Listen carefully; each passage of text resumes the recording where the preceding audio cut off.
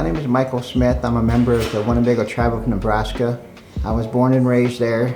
I've done some traveling around the country. I've moved to Wisconsin. I still have family down in Winnebago that I still go down and visit. That's, like I said, that's my home. We have our annual powwows every summer, which is the third weekend in July. I also participate in the powwows too. I'm a grass dancer, which is it's one of the forms of the dances that we have, the many dances that we have. You know, we have a lot of different styles. We have all the way up from tiny tots, which are the little ones, all the way up to the golden age. So that would be the upper elders. So I'm kind of getting up there myself, but I do dance and I love it. So.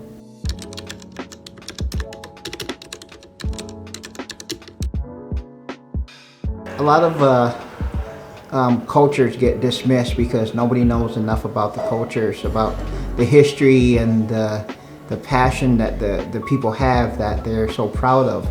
You know, we pass on those traditions to our young. You know, our elders pass it down to the adults pass it down to their children, and the stories are always there. They're always going to be, like I said, they're going to be told over and over, which gives us that strong history to remember, you know, our ancestors and what we're raised to believe, and you know, our beliefs, and just the love that we have for our family. You know, we're all somehow related. You know, you have your brothers, you have your sisters. Being in the Winnebago, being in any tribe, especially ours is your cousins are your brothers. Your grandchildren are yours. Your sister's grandkids are yours. Your cousin's sister's grandkids are yours too. Everybody's related. You know, everybody has an uncle. Everybody has an aunt that we call, you know, out of respect. There are two sides of the way I look at it, sides of my family growing up. My grandfather on my mom's side was into the Native American church, which is, you know, we pray, we sing songs of healing, we do medicine, you know, what some people call peyote. Peyote is of course is a narcotic and a hallucinogenic, but we use it as medicine. And then the other aspect that I look at was on my dad's side, that we did powwows. My grandfather was head man dancer for our tribe for many years. I just grew up knowing he was always the head man dancer, and they even gave him a permanent spot at our powwow grounds to set up and get dressed, and so I grew up that way too. So I have pictures of me when I was younger dancing in the powwow and being out there with the rest of them, and just grew up that way. We grew up into that both worlds, going to church, going to the Native American church, going to the powwow. So I feel both of that kind of makes a cycle that makes me stronger, that makes me a stronger Native American, and be proud to say I am Native American. I am, you know, so I love it.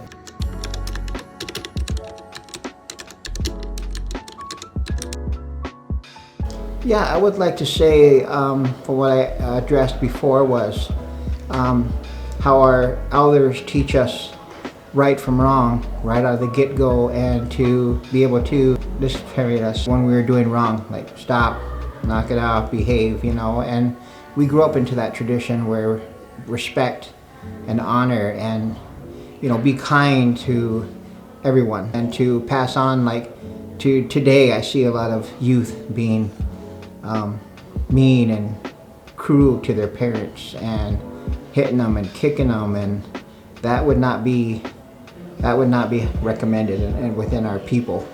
You know, we stop that right away, you know, and just to try to get people to be back on track with what our beliefs would be. I think it would be, you know, a more utilized family bond that we would have.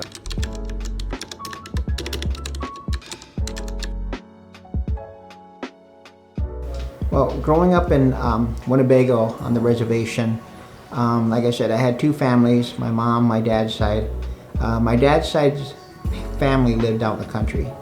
And it was more like, I know some people call it woods, but we call it timbers. You know, they lived along the timber lines and just miles of trees and timbers behind her house. And we would grow up there, me and my aunt. My aunt was about a year younger than me, and we would just play constantly in those woods. And we would even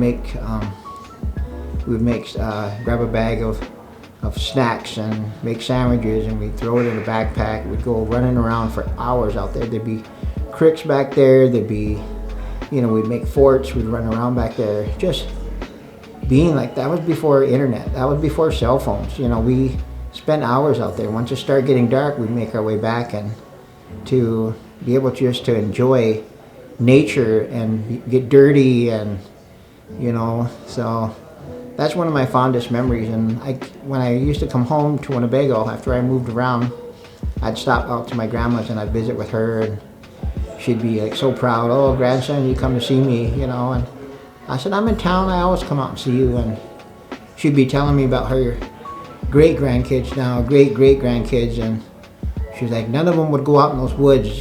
They would never want to go out there and play out there for hours. Try to chase them out of the house.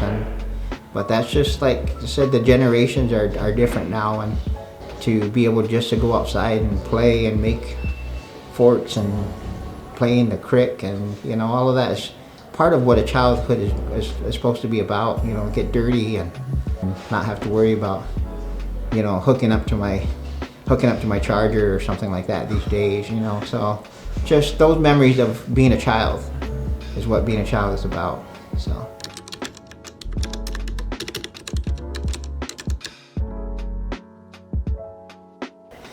Well, this month, like I said, it's more of bringing back knowledge of education, like getting the word out there, what Native American is all about. You have your other months that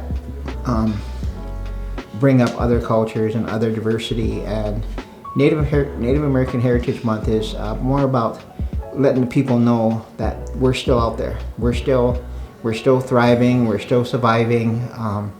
There are reservations out there that aren't as strong as other ones. They're below the poverty line. They're below the unemployment.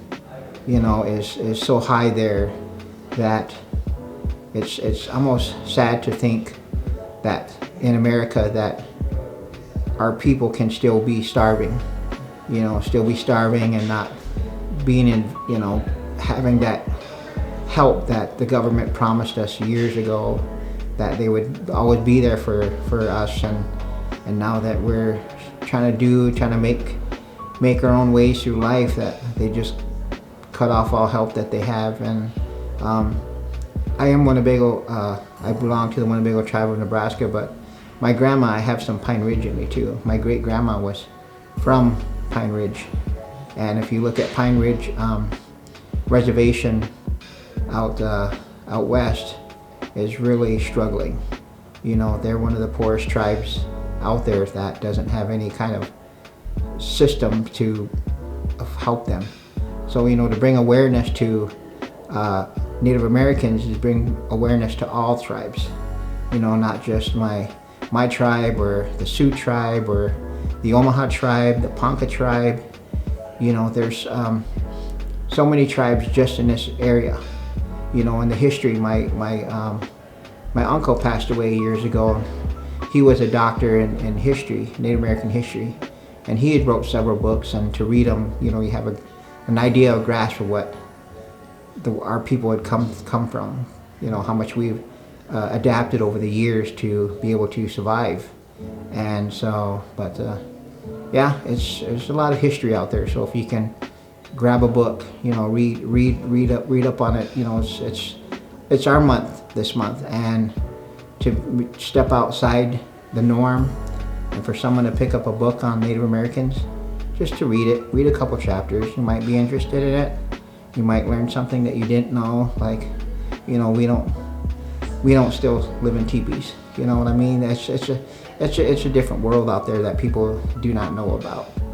but we also do use teepees for our Native American church services. So they're still largely used, you know, like I said, it's for a purpose. Everything has a purpose with Winnebago, or any tribe. So, but to pass on those traditions is well deserved, well, you know what I mean, well respected. So.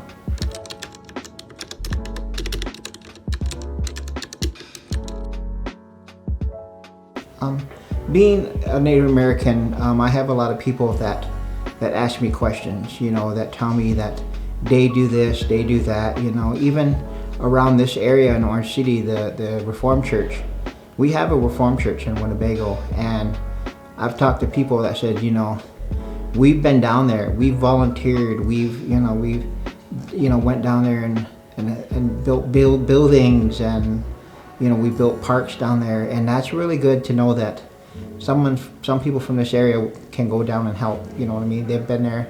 I've talked to people that have gotten packages together and taken it to reservations to help them out. You know, a guy says he collects bikes all year, and he loads up a truck and he takes them out to less fortunate kids, like on the reservations that don't have that stuff.